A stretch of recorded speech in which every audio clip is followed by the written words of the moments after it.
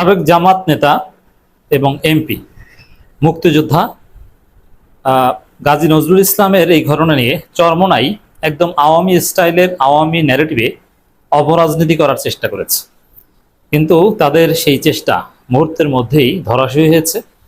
জামাতের দূরদর্শী এবং সাহসী ইতিহাস সৃষ্টিকারী বিরল সিদ্ধান্তের মাধ্যমে চরমোনাই সেই চেষ্টা ব্যর্থ হয়ে গেল। দর্শক, নট অনলি চরমোনাই, পুরো বিএনপি থেকে শুরু করে যারা এই ঘটনায় জামাতের বিরুদ্ধে প্রতিবাদ করেছেন, ইটস ভেরি গুড। প্রতিবাদ করাটা নৈতিক দায়িত্ব ছিল এবং আমরা সবাই প্রতিবাদ করেছি। অন্য দলে যারা প্রতিবাদ করেছেন তারাও ভালো কাজ করেছে, কিন্তু জামাত গাজী নজরুল ইসলামকে বহিষ্কার করে যে সাহস দেখালো, মানে বহিষ্কার কিন্তু কয়েক প্রকার। আমি প্রথম আলোচনায় দেখিয়েছি, বিএনপি থেকে কর্নেল অলি বহিষ্কার হয়েছিল একদম রানিং এমপি থাকা অবস্থায়। তার এমপি পদ কিন্তু যায়নি। বিএনপি চাইলে তার এমপি পদ খেয়ে দিতে পারতো জামাতের মতো নির্বাচন কমিশনের চিঠি দিয়ে। এবং বঙ্গবীর কাদের সিদ্দিকীকে এমপি থাকা অবস্থায় 1999 সালে বহিষ্কার করেছিল, কিন্তু তার এমপি পদ যায়নি। এছাড়া 2018 সালে এরকম দুইটা ঘটনা ঘটেছে, সুলতান মনসুর এবং গণফোরামের একজনের ক্ষেত্রে এ ধরনের ঘটনা ঘটেছে। তা দল বহিষ্কার করলে কিন্তু এমপিত্ব যায় না, পদত্যাগ করলে এমপিত্ব যায়। সংবিধানের 70 অনুচ্ছেদের ফ্লোর ক্রসিং এ পদত্যাগ শব্দটা লেখা আছে। বাংলাদেশের ইতিহাসে কেউ যেটা করতে পারেনি, তার এমপিকে দল থেকে বহিষ্কার করেছে কিন্তু এমপি পদ খারিজ করে দেয়নি, সেই উদ্যোগ নিয়েছে জামাত। জামাত তার এমপি পদ খেয়ে দেওয়ার জন্য, তার এমপিত্ব বাতিল করে আসন শূন্য ঘোষণার জন্য নির্বাচন কমিশনের কাছে চিঠি পাঠানোর সিদ্ধান্ত নিয়েছে নির্বাহী পরিষদ।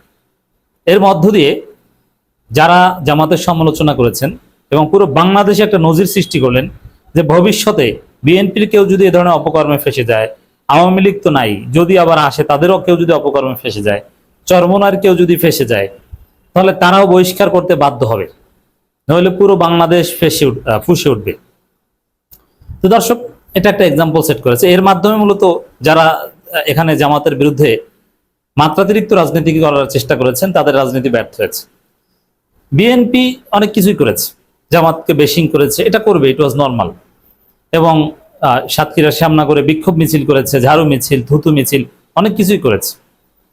কিন্তু চরমোনাইয়ের রাজনীতিটা এখানে একদম আওয়ামী মার্কা, এটা দৃষ্টিকটু। দেখেন, বিএনপির অ্যাক্টিভিস্টরা করেছে, লোকাল শ্যামরগণের নেতারা করেছে, ছাত্র দলের সাবেক বর্তমানে কেউ কেউ এটা নিয়ে পোস্ট দিয়েছে। ইট ওয়াজ এক্সপেক্টেড। কিন্তু কোন দলের শীর্ষ নেতা এই বিষয় নিয়ে কথা বলেছে বা জামাতকে বেশিং করার চেষ্টা করেছে এরকমটা দেখিনি। কিন্তু পীর সাহেব চরমোনাই নিজে, তিনি আগে এই ধরনের কথাবার্তা বলতেন, আগে শাহেকে চরমোনাই এই ধরনের অপ্রয়োজনীয় কথা বলতেন, কিন্তু এখন তিনি নিজেই এটা বলার দায়িত্ব নিয়েছেন।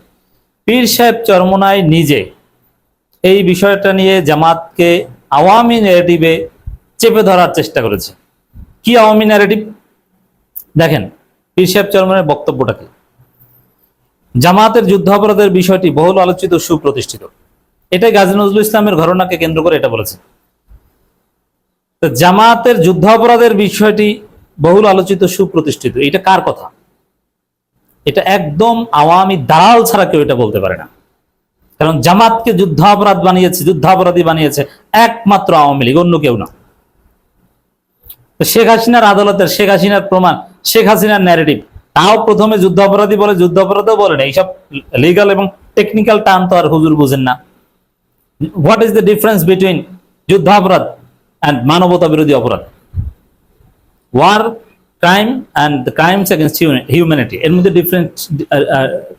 ডিফারেন্সটা কি বলতে পারেন? বলতে পারেন না, কিন্তু বলে ফেলেছেন যে জামাতের বিরুদ্ধে যুদ্ধাপরাধের বিষয়টি বহুল আলোচিত, সুপ্রতিষ্ঠিত। আপনি জামাতের বিরুদ্ধে রাজনীতি করবেন, করেন, কিন্তু আওয়ামী ন্যারেটিভে জামাতের বিরুদ্ধে রাজনীতি করতে পারবেন না। যদি করেন তাহলে আপনি আওয়ামী লীগের প্রেতাত্মা। সারা জীবন আওয়ামী লীগের দালালি করেছেন, এখনো বুঝে হোক না বুঝে হোক সে অভ্যাস ছাড়তে পারেনি। এখানে গাজী নজরুল ইসলাম ইস্যুতে কে প্রতিবাদ করেনি? আমরা তো প্রতিবাদ করেছি। আমরা যে প্রতিবাদ করেছি, গাজী নজরুলকে বহিষ্কার করতে বাধ্য করেছি, একদম চেপে ধরেছি। এবং জামাত লেট করতেছিল, সেখানেও আমরা চেপে ধরেছি। জামাতের কেউ ডিফেন্ড করলে তাকেও আমরা ক্ষমা চাওয়ার আহ্বান জানিয়েছি এবং আবারও জানাই, যেহেতু জামাতের তদন্তে তার বিরুদ্ধে অভিযোগের সত্যতা প্রমাণিত হয়েছে, এই কারণে জামাতের যারা প্রথম দিকে গাজী নজরুলকে ডিফেন্ড করেছিলেন তারা ক্ষমা চান। কিন্তু আওয়ামী ন্যারেটিভে রাজনীতি করবেন, আপনি এখানে যুদ্ধাপরাধী টেনে আনবেন, আপনার উদ্দেশ্য খারাপ। জামাত যুদ্ধাপরাধী নয়, জামাতের বিরুদ্ধে যুদ্ধাপরাধের কোনো অভিযোগ নয়। যুদ্ধাপরাধীর সংজ্ঞা হচ্ছে যুদ্ধ করতে যে যারা অপরাধ করে। জামাত তো 1971 সালে যুদ্ধ করেনি, তারা যুদ্ধাপরাধ হবে কিভাবে? যুদ্ধাপরাধী হয় বেসিক্যালি সেনাবাহিনী, আর সুপ্রিম কমান্ডার কিংবা কমান্ড রেসপন্সিবিলিটি কারো থাকতে পারে। তাই বাংলাদেশে 1971 সালে যুদ্ধ অপরাধ করেছে পাকিস্তানের 195 জন সেনাবাহিনী, যাদেরকে আইডেন্টিফাই করা হয়েছিল, 195 আর্মি অফিসার্স। সেখানে কোনো সিভিলিয়ান ছিল না। তা পীর সাহেব চরমনে আপনি কোথায় পেলেন জামাত যুদ্ধ অপরাধী? এই ধরনের ধৃষ্টতাপূর্ণ আওয়ামী ন্যারেটিভের কথা এখনো আওয়ামী লীগ পালানোর পরও বলেন বাংলাদেশে।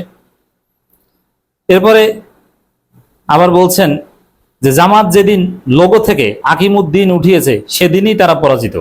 মানে এইটাই কাজী নজরুলের ঘটনাকে কেন্দ্র করে এগুলো খোঁচা দিয়েছেন, এইটাই হচ্ছে মূল বিষয়।